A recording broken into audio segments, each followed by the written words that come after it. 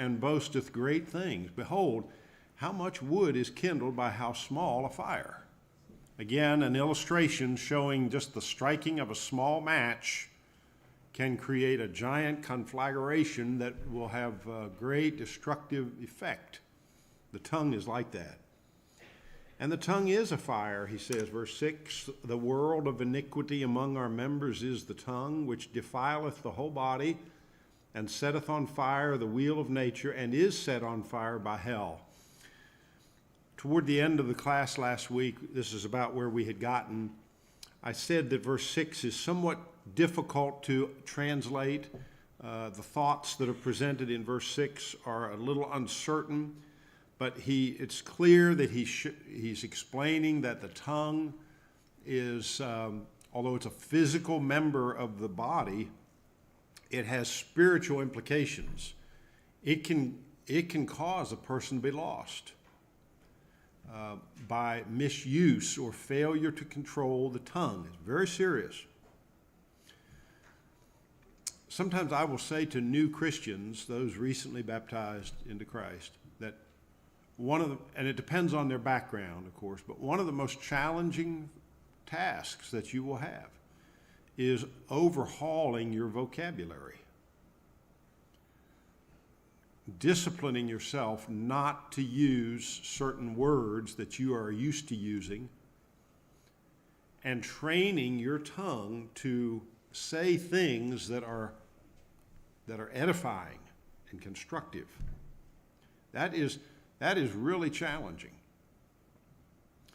Now, in verse 7, he uses the word tame, and I want to make sure that we're clear on something here. What does it mean to tame an animal? Well, it means to change their disposition into something more desirable from our viewpoint. We want to not have to worry about that animal harming us or others. We want that animal to just do naturally our bidding. And he says every kind of beast and birds and creeping things in the sea is tamed or hath been tamed by mankind. When you think about it, what man has done to various animals is really amazing, how they can be controlled and tamed. But now notice something. Once an animal is tamed, you don't have to worry about it anymore. It now does what you wanted naturally. It just comes natural. So what he's saying there in verse 8, when he says, but the tongue can no man tame, he's not saying we can't control our tongue. In fact, we must control our tongue. That's what he's been teaching in the prior verses. But he's saying we can never tame our tongue. That is, get to where we never have to worry about it, never have to exercise control or effort, that it's just always going to naturally flow the way we want it to. No, it doesn't work that way. Controlling the tongue is going to be a lifetime endeavor. We never get to where we can let up on this and say, well, I've got that under control. I don't have to worry about it. It's tamed. No, the tongue can no man tame. Did everybody see the distinction there between controlling our tongue versus taming our tongue? The one we can and must do, the other we cannot do. Questions on that? Comments? And then the rest of the statement there in verse 8, it is a restless evil, it is full of deadly poison. Deadly poison suggests, again, the harm that can be done, spiritually speaking, by misuse of our tongue, by words. Jesus said, every idle word that man shall speak, he shall give an account thereof in the day of judgment. For by thy words thou shalt be justified, and by thy words shalt thou be condemned. Notice that Jesus God takes very seriously what we say, what comes out of our mouth. This is important.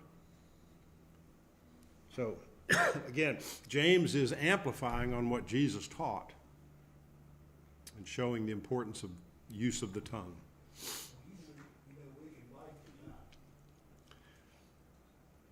Keep the mouth from speaking. But we can also send a bad message with facial expressions. Right, right. You know what I'm saying? Well, in the Bible he talks about, if your eye causes you to sin, block it out. Well, and he knows you've got two eyes, so you block one out, you still have one, but you got the tongue out, Yeah. you can't survive. Okay.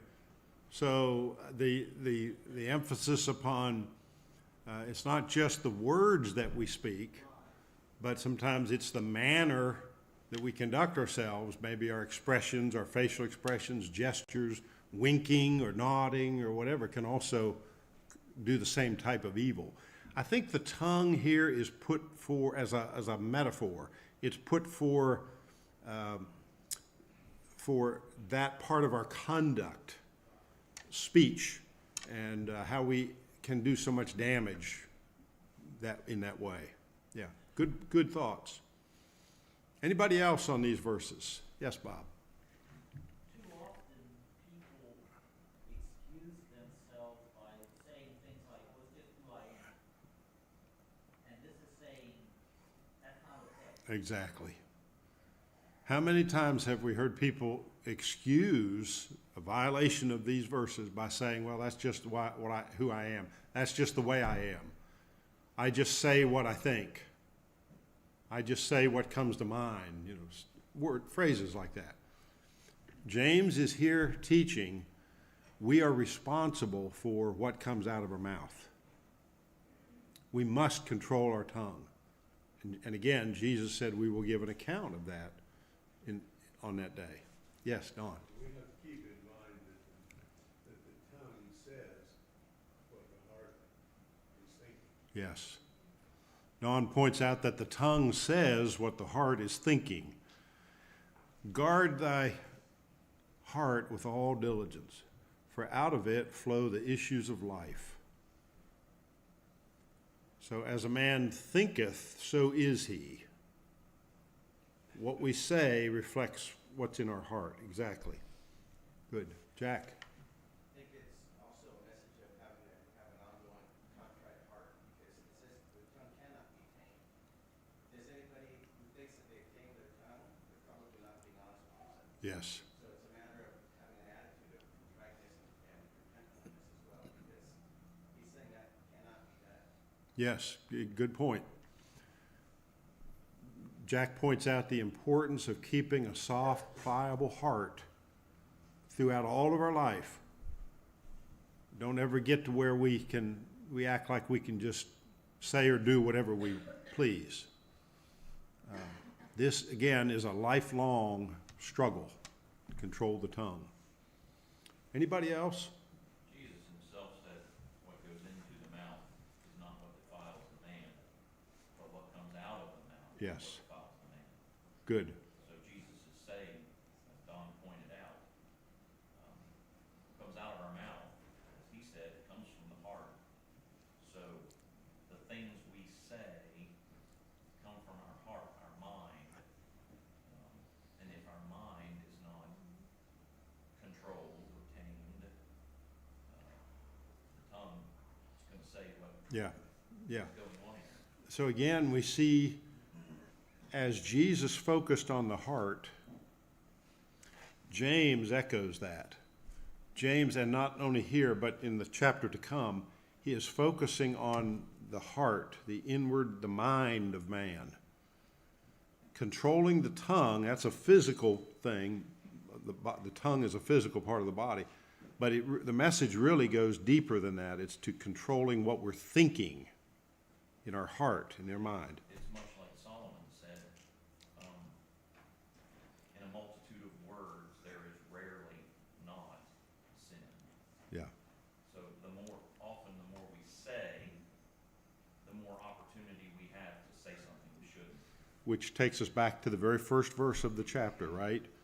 Be careful about being a teacher or a speaker, because that's where troubles often start, and there is a great responsibility there. And the attitude of, well, I just tell it like it is, or I say what I think.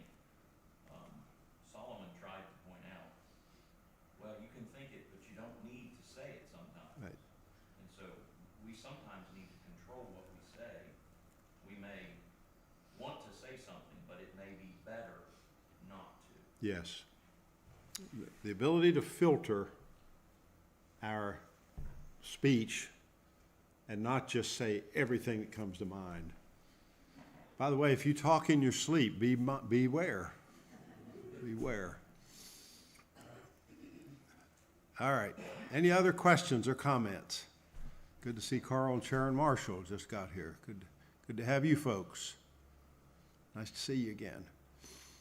All right, we're studying in James, and we're in chapter 3. Let's move into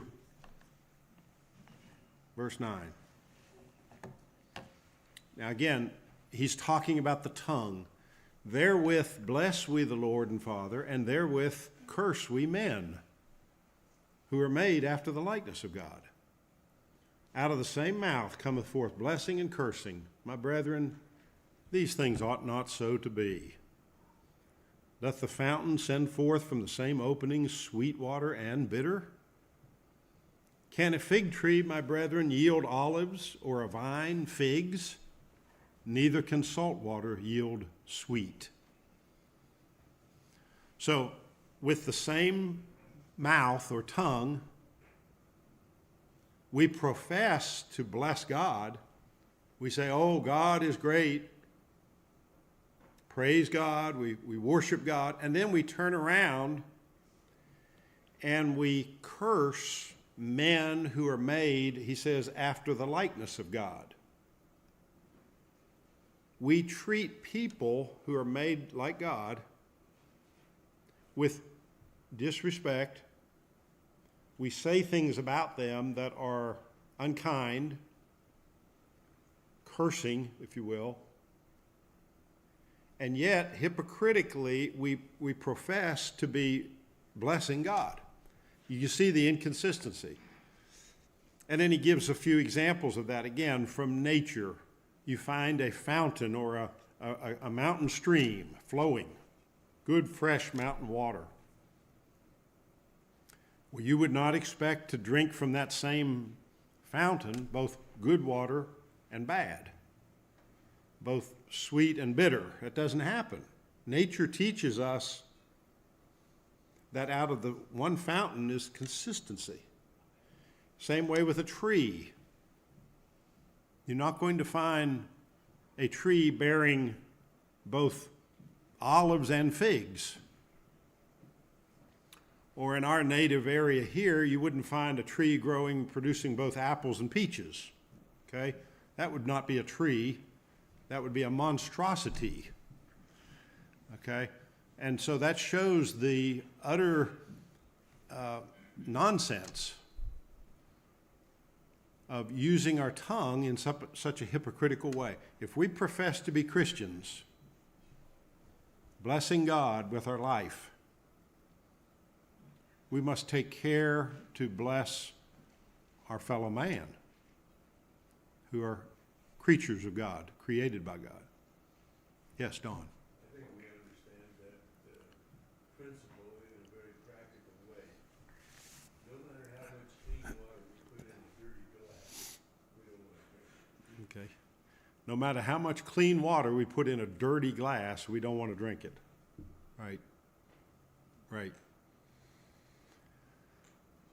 Cleanse, didn't Jesus say it was like whited sepulchres, which outwardly, as tombs that appear on the outward surface, they appear to be beautiful. They're painted or whitewashed. But inwardly, they're full of dead men's bones. Jesus points out the inconsistency of that. So he says, don't just paint the outside, cleanse the inside. So you have consistency there in life. Bob? My one grandfather, I think throughout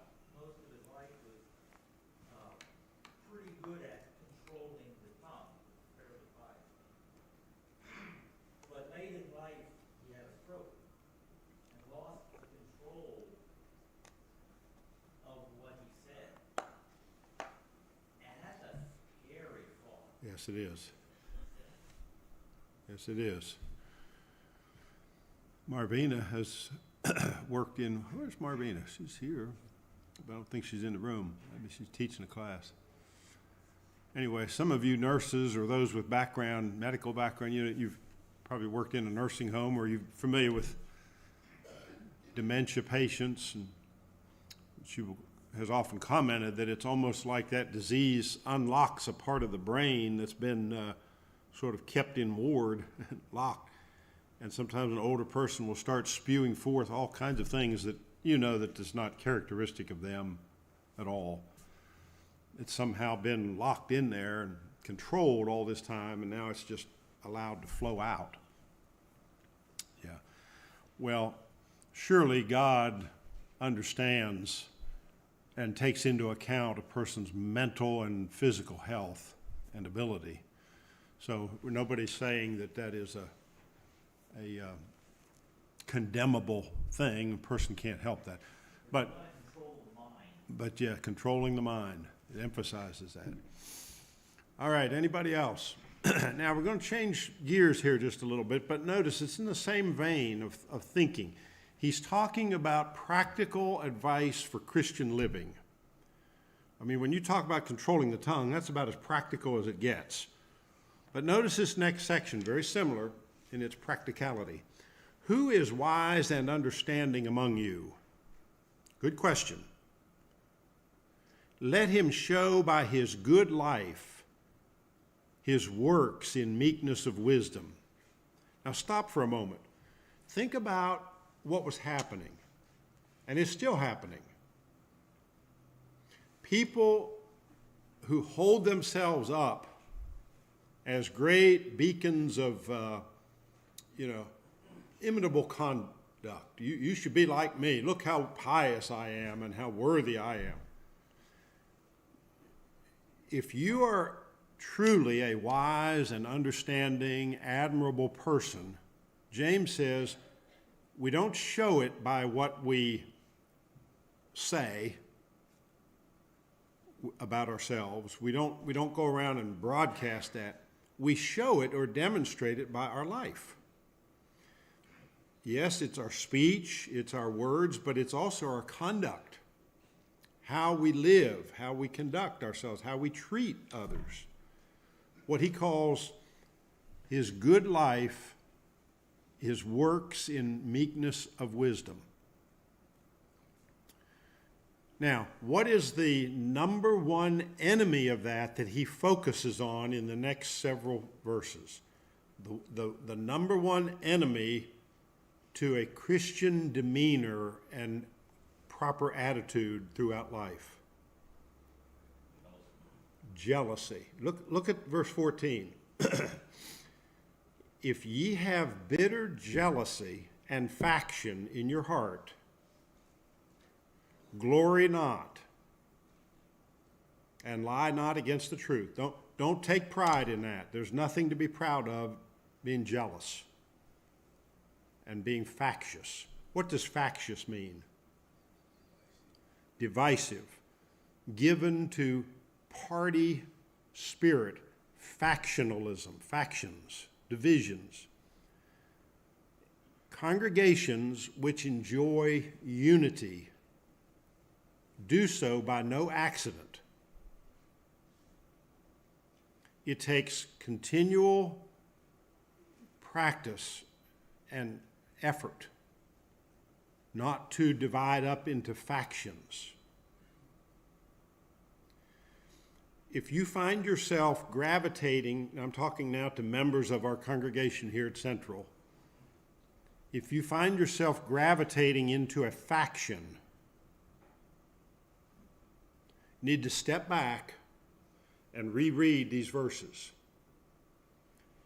It is nothing to be proud of. Don't glory over that and lie against the truth. That's not good. This wisdom is not a wisdom that cometh down from above, but is, and notice these three words, earthly, sensual, and devilish. This is the end of verse 15. The word earthly means what? Worldly, yes. Characteristic of this earth, this age, not heavenly or spiritual by contrast. All right? Temporal. And then the word sensual can also be translated natural. When you think of nature, again, it's the idea of the physical realm, leaving out God, leaving out the spiritual realities. And then the next word, devilish, can also be translated demoniacal. That is, controlled by Satan, influenced by Satan and his forces, the demons. Okay? The wisdom that is from God, that cometh down from above, is none of those things. It's not earthly, it's not sensual, and it's not devilish. Does anybody have a different word for any of those that would be helpful to share? Unspiritual, okay. Demonic. Yep. Anything else? We get the idea. It's not concerned with God and heavenly realities. It forgets all of that. It leaves all of that out of the equation. By the way, if you study the lives of noted atheists down through the years, men like Karl Marx, you will find in their life a depiction of the very traits that he's talking about. Many of those men thought that they were extremely wise. They were very arrogant. They thought they knew it all. And in fact, when you read their works, and if you was to talk to them in person, it's almost like they're trying to make you feel like you don't know a thing. They're kind of like the Gnostics in the first century. They had this deep supposed knowledge on everything, philosophy that none of you people understand. I'm in touch with the real knowledge, the Gnostics. Well, that kind of wisdom, James says, isn't from God, isn't from above. It is earthly, sensual, devilish. It leads to jealousy. Thank you, Chris, very much. Jealousy and faction. And he says, where jealousy and faction are, there is confusion and every vile deed. Okay, so you see the causal connection here between those kind of attitudes and what it produces in the Lord's church. It produces confusion and every vile deed. What does vile mean? Evil, polluted, dirty. Okay? Deeds that are not pure and that spring from a pure heart. You got people doing things for the wrong motives, trying to create division and factions in the church. Comments on this? Don, go ahead. It's interesting in Isaiah chapter 66 and verse 2, how God puts all this in perspective. Isaiah 66:2. Go ahead and read it, would you? He says, I create, for all those things my hand has made, and all those things exist, says the Lord. But this one I will look on him who is pure and of a contrite spirit, and who trembles at my word. Okay. Good thoughts. Again, God is looking for an attitude of, what would you say there? Humility, self-deprecation, contrite spirit, poor in spirit. Jesus said, blessed are the poor in spirit. He that trembleth at my word, says God. If we look at those verses there, all of those things that are criticized there are an outgrowth of pride. Pride, yeah. Kind of comes back down to that. Another comment there, Kim? I think it's interesting, this whole section started with that first sentence, mostly talking about writing about your wisdom rather than showing it by your good works. And like you gave the example, the writings of Karl Marx and such like. But, it's another subtle way that Satan infiltrates us, because those that have worked in the secular world or for the government in particular, annually, one of the things you have to do is write your self-assessment, at which time you pump yourself up and you talk about all the wonderful things that you did and how the company wouldn't survive if you weren't part of it. And we've become then accustomed to feeling that way, Right. writing that way. Right. It's just a subtlety again. Kim's pointing out how in a lot of government work, there's an annual requirement to self-assess. And there's a tendency to pump oneself up and to talk about how important we are and our work is. And the reason that we do that, of course, is so that the budget next year will be at least as great as it was for us this year. Because if you don't spend it all, you won't get as much next year. Now, this is coming from a retired federal government worker. I want you to understand. Somebody knows what they're talking about. We have to guard against that in our spiritual life. It's not just in the government. This attitude can affect us. I think if you can make it to the United States Congress and still keep your spirituality and your Christianity, you're doing pretty good. Because there's a lot of pull against it there to do like kind of what you're talking about, Jack. It's such a battle amongst this idea of people, Christian in a bigger sense, that people in one extreme think, I have nothing to do with my salvation, to those who think that they've earned every ounce of it. Right. And there's a humility that has to come to you're recognizing, look, I'm not, the only success I have is Christ in me. The only success I'm making is, I'll have is the grace that God gave me, said to me.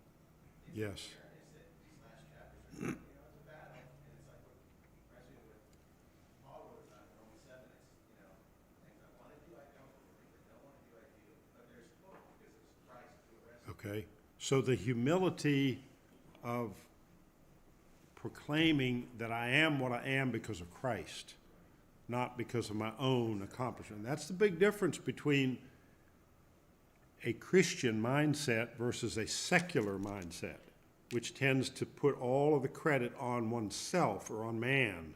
Secular humanism, as opposed to Christianity. Vastly different mindsets.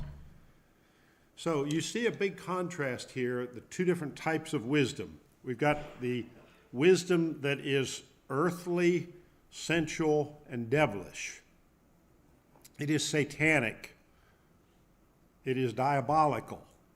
Now notice in the next verses the contrast. Verse 17 says, but the wisdom that is from above is first pure, then peaceable, gentle, easy to be entreated. What does entreated mean?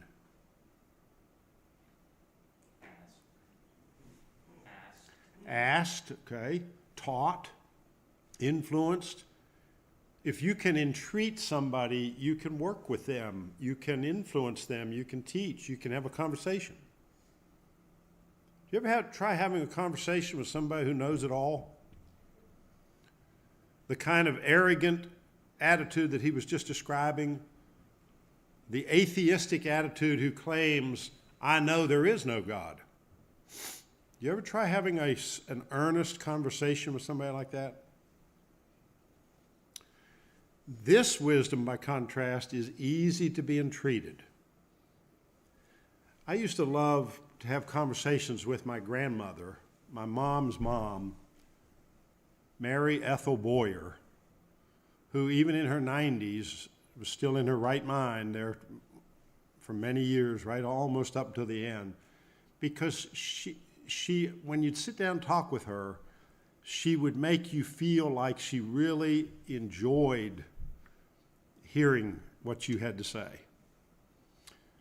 She was easy to converse with. I could sit and talk with her for hours. Well, that is Christianity. we don't act like we know it all. And we don't want to be bothered by anybody else's viewpoints on things. No, let's talk about that. I'd like to hear what you have to say. Come, let us reason together, says Isaiah the prophet. That is wisdom.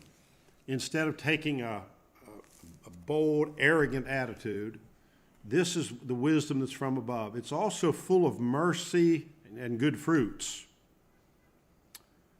Good fruits, again, sort of metaphorically suggesting the effects in life that come from this kind of wisdom, attitude. Yes, Chris. I think it's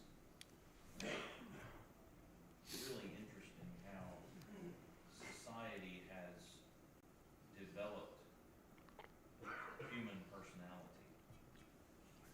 Because now, in today's society, it's very difficult to have a conversation with someone like that.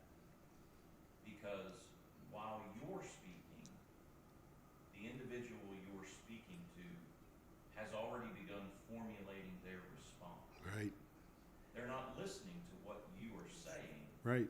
They're thinking about, okay, now what am I going to say in response to that? Mm-hmm. And Communication. So listening has become an art form. Yes. People don't do it anymore. Yeah, as a broad general statement, I fear that's true. There are exceptions. But yes, the art of communication, listening, processing what has been said, and striving to understand it, to evaluate it in terms of its worth, if any. And I think that's kind of what easy to be entreated means. Easy to be entreated.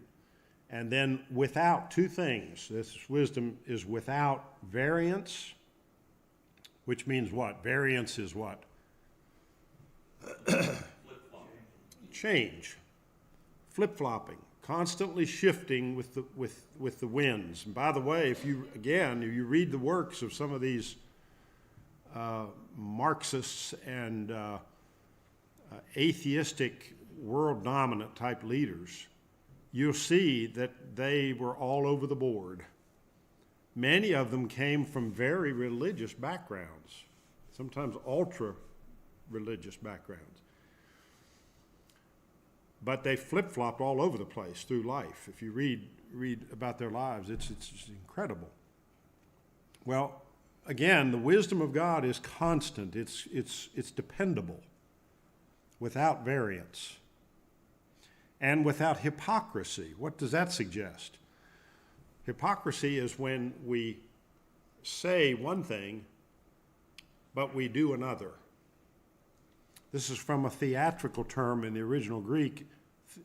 Remember, the Greeks would hold up those masks that they would hide behind, or not hide, but they would perform behind a mask. That's the idea behind this word.